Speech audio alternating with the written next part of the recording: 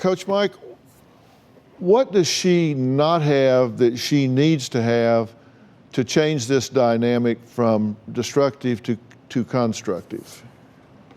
I think what she needs is to feel like she has control over her own emotions and over what happens when she's starting to get emotional.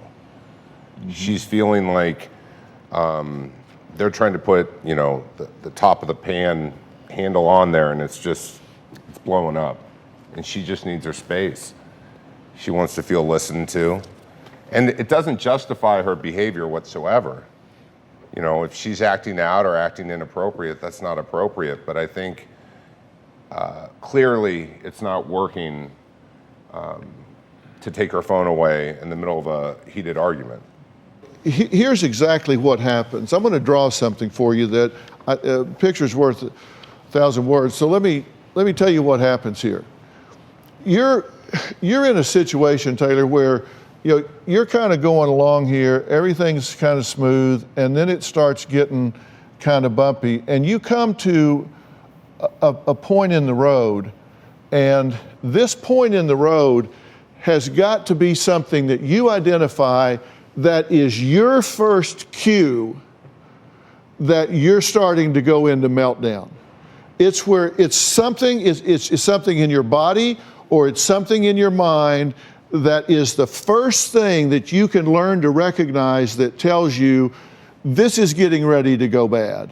Is there something that you recognize first that you can tell that this anger is starting to well up inside? Do you know what it is? I fidget a lot. You what? I fidget a lot. And how do you mean fidget? Your hands? My hands. I like to tap my foot. I sit on the edge of my bed. I tap. Okay, so when you do that, you're starting to. Yes. Okay, then if that's your first cue, see, everything has, every chain has a first link.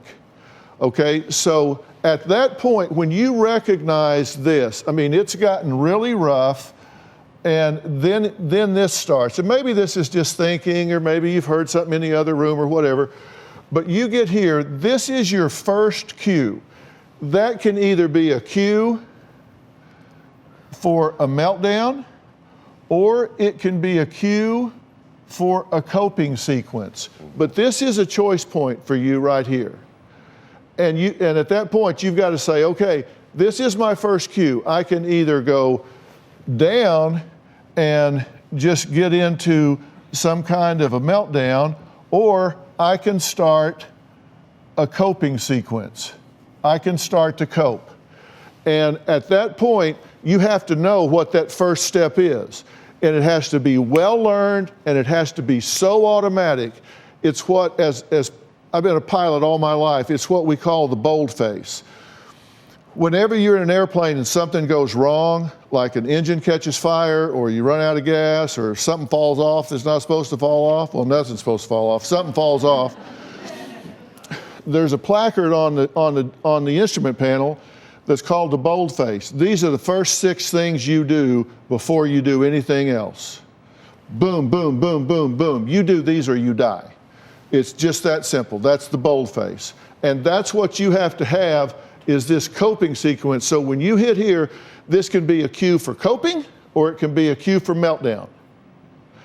And if you had learned that coping skill, just like any other skill, like skating, if you learned that skill really well, would you do it?